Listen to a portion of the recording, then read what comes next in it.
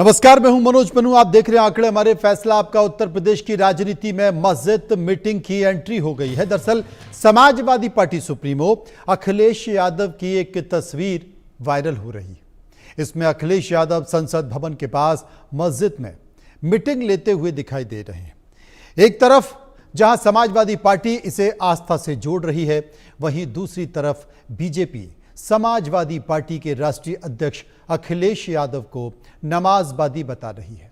BJP के आरोपों पर पलटवार करते हुए अखिलेश यादव ने लोकसभा में दाखिल होते वक्त जवाब दिया कि मैं केवल इतना जानता हूं कि आस्था जोड़ने का काम करती है।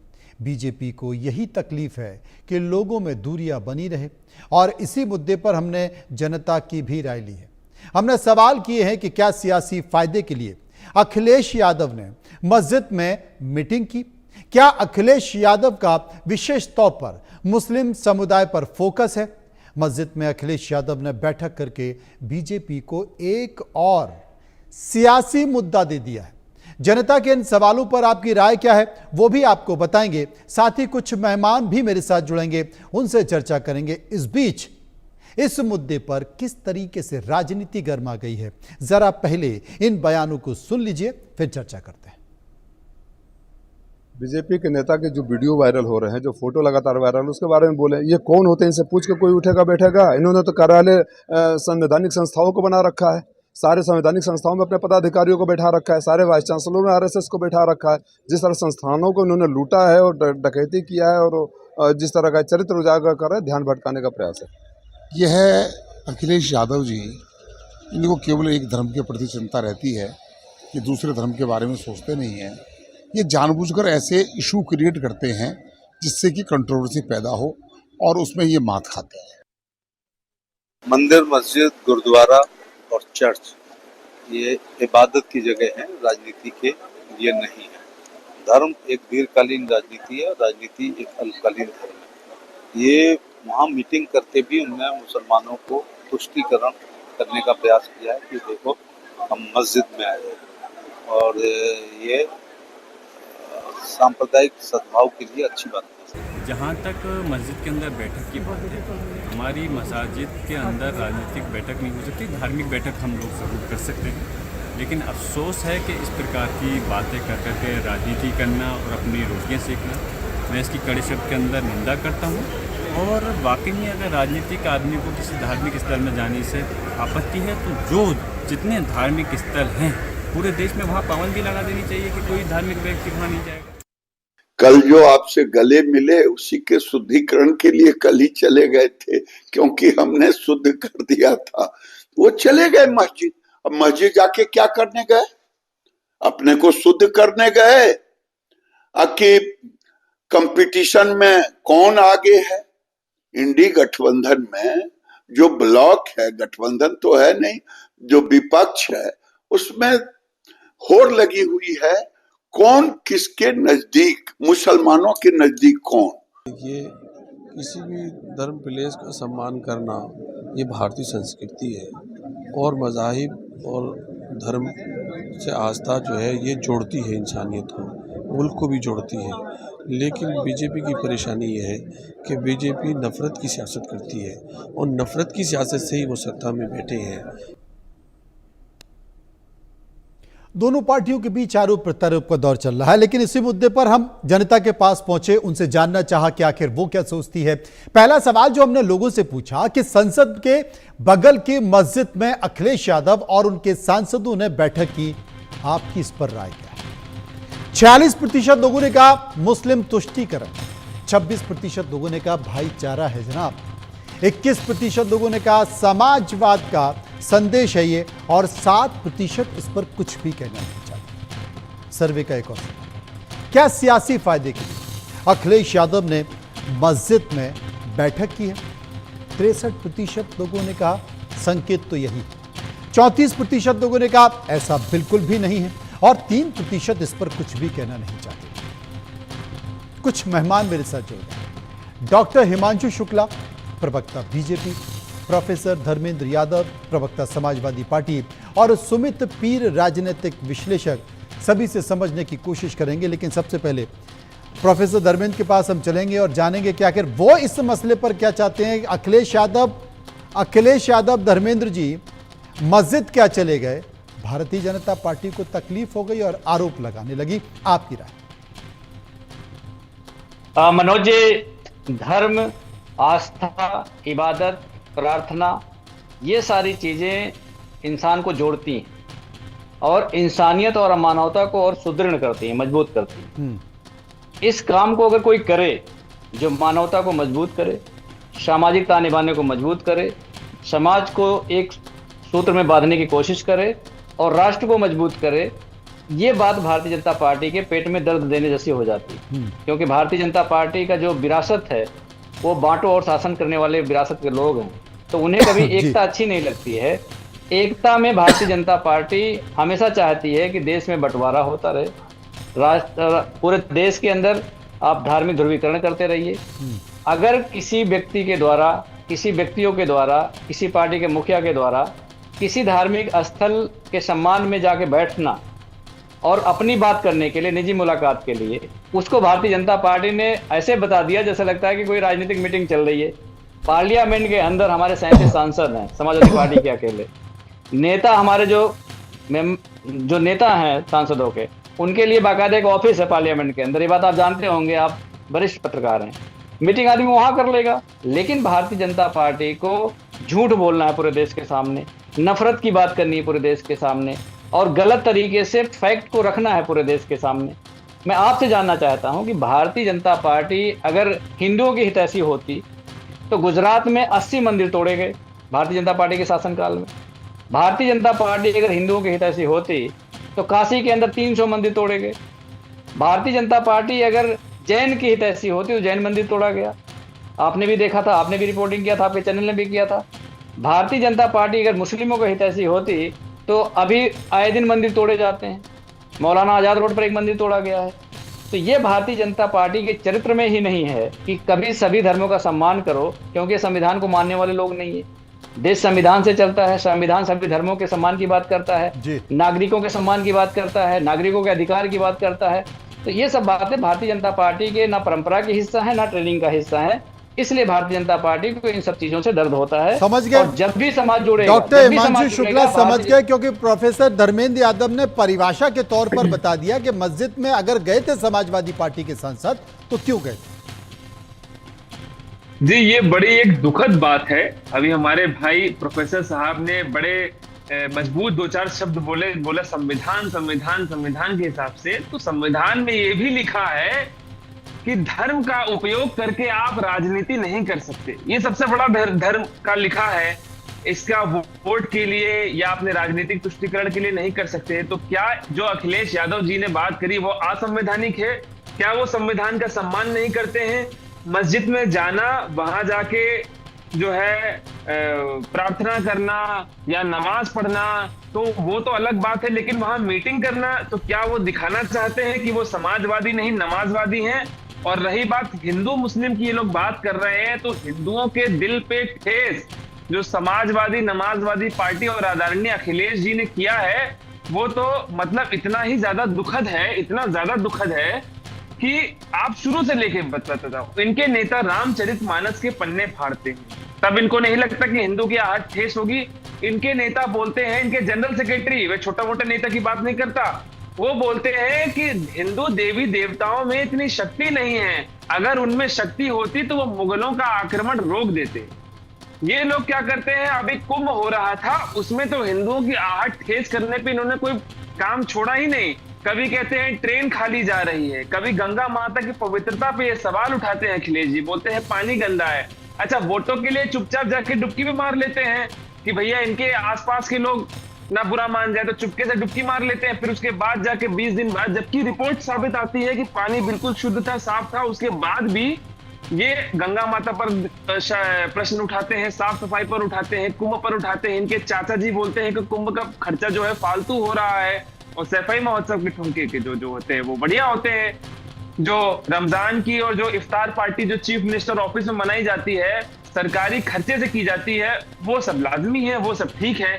लेकिन जो हिंदुओं का होता है, अच्छा हिंदू मुस्लिम दंगे हुए थे मुजफ्फरपुर में, तब क्या किया था इन्होंने? मुस्लिमों के परिवार को 92 करोड़ रुपए मुआवजा दिया था, हिंदू परिवारों को उन्होंने दिया था। जितनी दिल्ली में कांग्रेस की सीटें आई, 0 रुपए दिए थे। क्यों दिए भाई? हिंदू में माताएं बहनें नहीं है, वृद्ध नहीं है, हिंदुओं की क्या आत्मा नहीं होती है, हिंदुओं की क्या संवेदनाएं नहीं होती है? हिंदुओं से इतने की क्यों खिलाफ हो भाई तुम? हमको इस चीज से दिक्कत है। ऐसा भी तो नहीं है कि हिंदुओं के समाजवादी खिलाफ पार्टी क्यों ने है? हिंदुओं से संबंधित सारी योजनाओं को बंद कर दिया हो। आप सुमित पीर साहब, आपने प्रोफेसर धर्मेंद्र यादव को भी सुन लिया, उन्होंने बैठक जो हुई है उसका जिक्र किया, आपने डॉक्टर हिमांशु शुक्ला को भी सुन लिया, लेकिन ये जो आरोप प्रत्यारोप के दौर में हर कोई इस बात का जिक्र करता है कि साहब संविधान में लिखा है कि राजनीति में धर्म का इस्तेमाल नहीं होना चाहिए।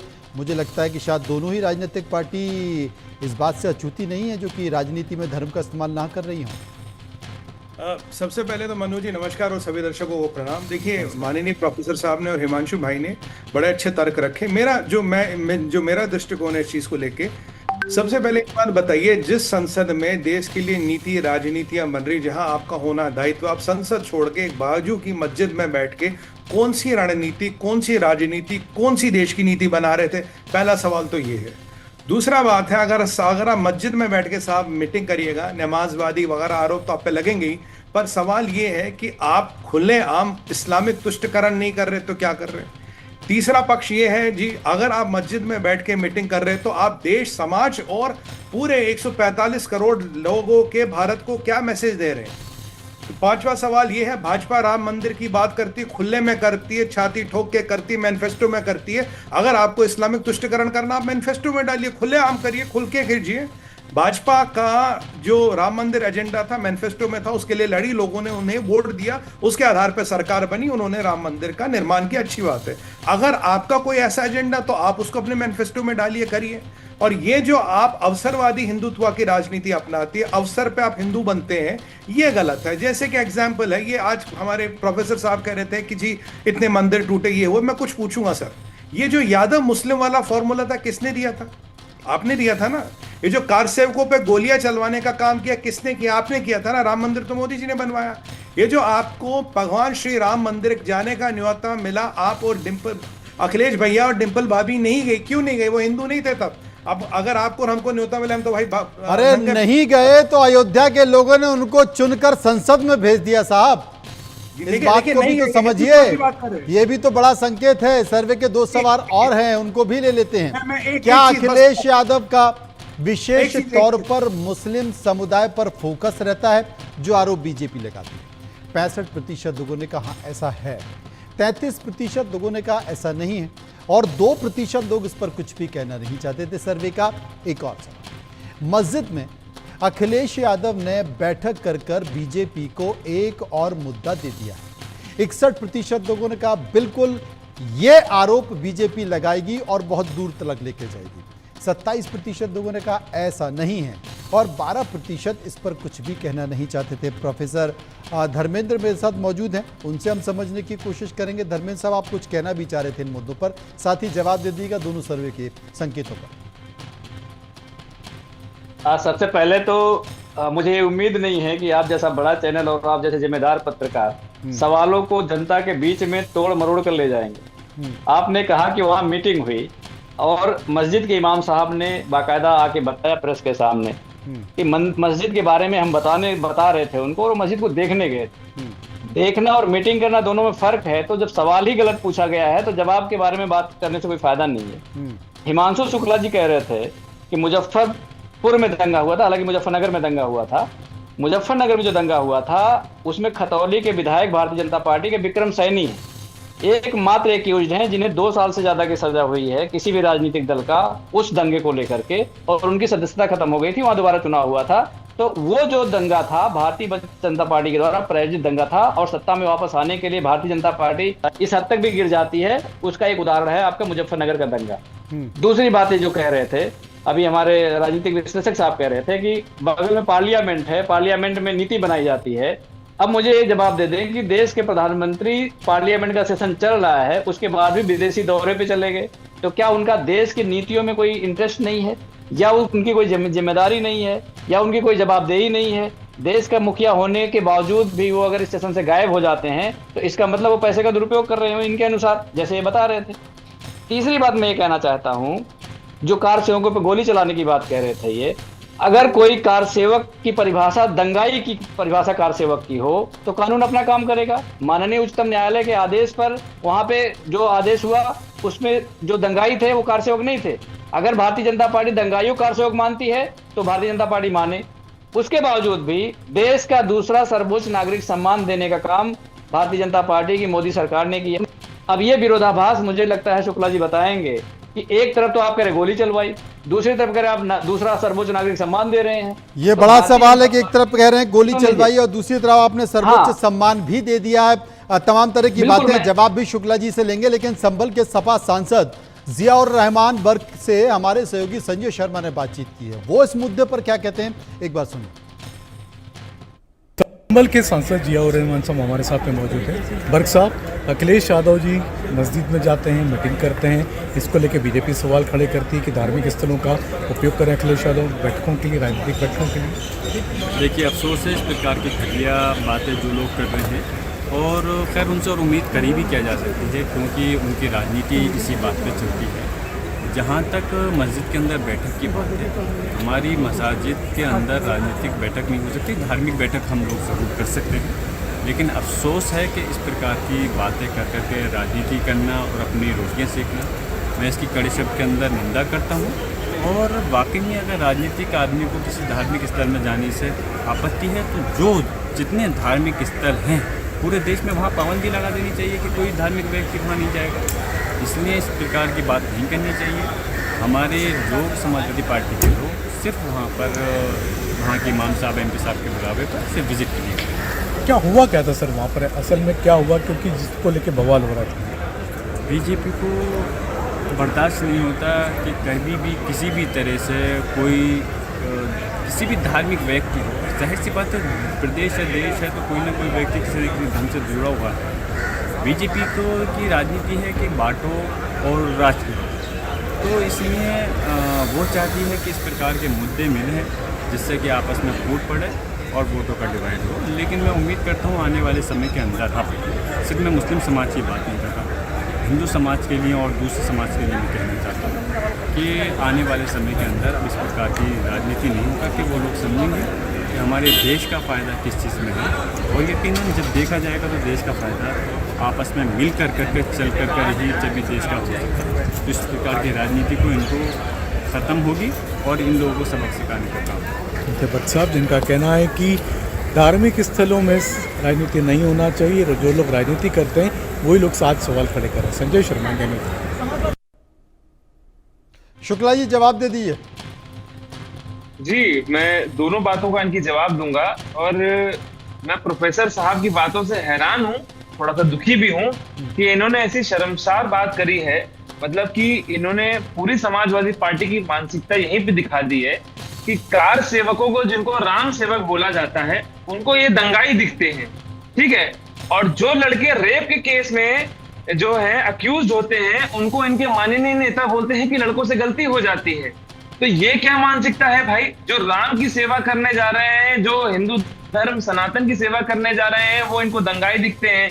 और जो रेप केस में होते हैं वो कहते हैं अरे भैया लड़के हैं हमारे, वो गलती हो जाती है। और रही बात दूसरी, जो माननीय प्रधानमंत्री जी के बारे में प्रश्न चिन्ह उन्होंने उठाए हैं, तो वो यूके में फॉरेन इन्वेस्टमेंट की डील साइन करने गए हैं। अगर वो साइन हो जाती है तो भारत में यूके के और 30 बिलियन का जो है इन्वेस्टमेंट होगा, तो वो देश की भलाई है। इससे भारत की जो है प्रबुद्धि होगी, ना कि वो कहीं किसी मस्जिद में बैठ के कोई पॉलिटिकल मीटिंग कर रहे हैं। वो हमारे देश की भलाई कर रहे हैं। उन्होंने आज तक कभी छुट्टी नहीं ली है, वो हमेशा देश के बारे में सोचते हैं और कभी ऐसी बातें नहीं करते हैं जिससे हिंदू धर्म हो या किसी भी धर्म को के दिल पर आहत पहुंचे।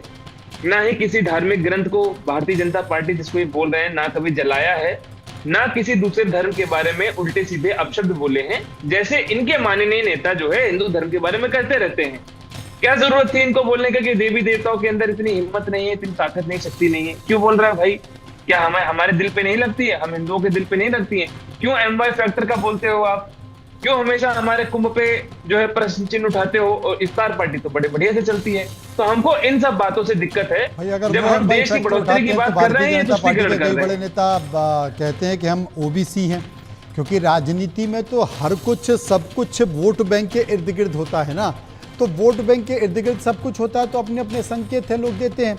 चलिए इसी मुद्दे पर सपा सांसद मोहिबुल्लाह नकवी से हमारे सहयोगी मनोहर केशरी ने बात की, एक बार सुनिए वो क्या कहते हैं। सर मौजूद है मोहिबुल्लाह जो समाजवादी पार्टी के सांसद हैं और संसद भवन के पास जो मस्जिद है उनके हेड है। एक तस्वीर वायरल हो रही है जिसमें समाजवादी पार्टी के मुखिया अखिलेश यादव कई नेताओं के साथ वहां पर गए हैं और इसे मुद्दा बनाया जा रहा है। हमारे साथ बातचीत करने के लिए मोहिबुल्लाह जी, आप मस्जिद के हेड भी हैं और बीजेपी के नेता और उत्तर प्रदेश के डिप्टी सीएम ये कह रहे हैं कि अखिलेश यादव नमाजी हो गए हैं, वहाँ नमाज पढ़ने के लिए गए हैं।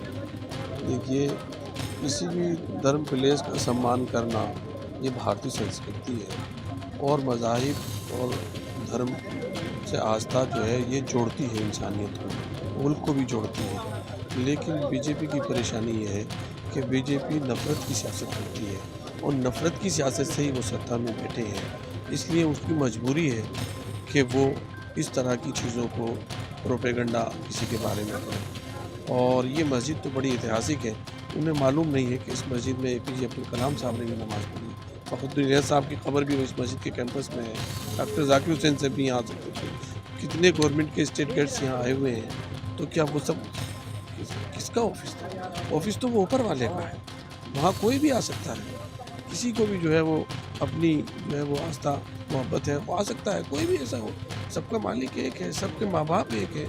ये सब बेतुकी की बात है बीजेपी करती है। बीजेपी तो रातों रात मस्जिदों को मिटा देती है, वो सियासत नहीं होती। बीजेपी ने कितने मंदिरों को भी मिटा दिया है। बीजेपी वो है जो एक तरफ फूल बरसाती है, दूसरी तरफ उन पर लाठीचार्ज करती है।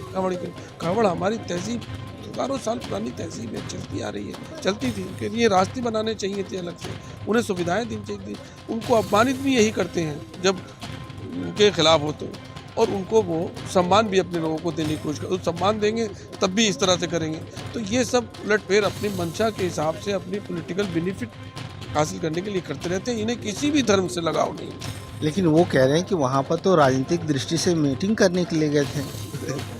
तो मीटिंग का एजेंडा उन्होंने तय किया था क्या बीजेपी ने कि ये करना चाहिए? कोई भी जा सकता है, बहुत से लोग बीजेपी के भी मस्जिद के आते रहे, क्योंकि बीजेपी के अल्पसंख्यक मोर्चा इसके खिलाफ प्रोटेस्ट करने वाला हो, कह रहे हैं उसके खिलाफ। अल्पसंख्यक मोर्चा से तो पब्लिक पूछेगी कि जब वो मस्जिद मौलाना आज़ाद रोड पर रातों रात गायब कर दी बीजेपी ने, मस्जिद अखुंद जी बीजेपी ने गायब कर दी और उत्तराखंड की मसाजिद रोज़ गायब कर रही है मस्जिदें, तो उनके बारे में तो सवाल करें। वो बीजेपी पूछेगी उन लोगों से, भाई आपकी गवर्नमेंट तो मस्जिदों को ही मिटा देती है, अपनी गवर्नमेंट से बीजेपी से पूछिए तो कि वो ऐसा क्यों करती है। मनोहर केसरी, इंडिया न्यूज़ दिल्ली। सुमित पीर मेरे साथ मौजूद है। सुमित जी, आपकी प्रतिक्रिया।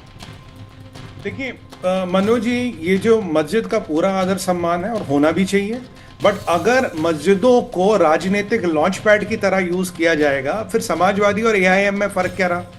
अगर आप बुरा ना माने, अखिलेश जी वैसे सांसद में तो बहुत कुछ बोलते नहीं। काफी लोग ये पूछ रहे हैं कि भाई सांसद में तो अखिलेश जी बहुत कुछ बोलते नहीं, पर ये मस्जिद में कौन सी मीटिंग करने गए थे, कौन सा डिस्कशन करने गए थे? आपके पास सरकारी बंगला है, आवास है, पार्लियामेंट में आपको जगह मिली है, आप बड़े नामी ग्रामी व्यक्ति है, बड़े ऊंचे परिवार से आते हैं, आपको जगह की कोई कमी थोड़ी ना है। तो ये जो एक इस्लामिक ऑप्टिक्स दिखाने की कोशिश करिए, मस्जिद जाना, फोटो खिंचवाना, तो कहीं ना कहीं आप जब देश की नीतियों के बारे में ज्ञान मतलब संज्ञान हो रहा, आप एक अपनी इस्लामिक तुष्टिकरण की राजनीति चला रहे हैं। और प्रोफेसर साहब को एक चीज बता दूं जो हिमांशु भाई ने भी बताई थी, सर ये जो मोदी जी गए हैं UK, $35 बिलियन का FTA और आते हुए जाएंगे मालदीव्स। मालदीव्स की राजधानी है माले। माले मुस्लिम बहुल कंट्री है, वहां के 60वें इंडिपेंडेंस डे पे मोदी जी को गेस्ट ऑफ ऑनर बनाया गया है, इसीलिए वो माले जा रहे हैं, वो कहीं फालतू भ्रमण करने नहीं जा रहे। हाँ, अगर आप जब संसद चल रहा होगा, जल्दी से जवाब दीजिए धर्मेंद्र जी, समय खत्म हो गया, अपना सवाल आप कहेंगे मुझे मौका नहीं, जल्दी से बोल दीजिए। जाएंगे तो सवाल उठेंगे सर,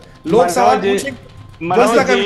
मोदी जी ने नमस्ते ट्रंप कराया था और पूरे देश में ऐसा ढोल पीट रहा था कि झुग्गियों को ढक दिया था मोदी जी ने। और देश के स्वाभिमान और सम्मान को सबसे ज्यादा अगर किसी ने ठेस पहुंचाया है तो ट्रंप ने पहुंचाया है, वो भी मोदी मित्र। चलिए वो संकेत निकल कर आएंगे क्योंकि टैक्स को लेकर बातचीत चल रही है। धर्म संसद के बगल में धर्म संसद चल रही है, ये आरोप लगाए जा रहे हैं बीजेपी की ओर से। तस्वीरें सबके सामने है, बीजेपी को एक और मौका मिल गया क्या, वो सवाल भी हमने पूछा, लेकिन बीजेपी अब इस पूरे मामले को राजनीतिक तौर पर उठा रही है और समाजवादी पार्टी से सवाल भी पूछ रही है। बहुत बहुत शुक्रिया सभी लोगों का जो मेरे साथ इस चर्चा में मौजूद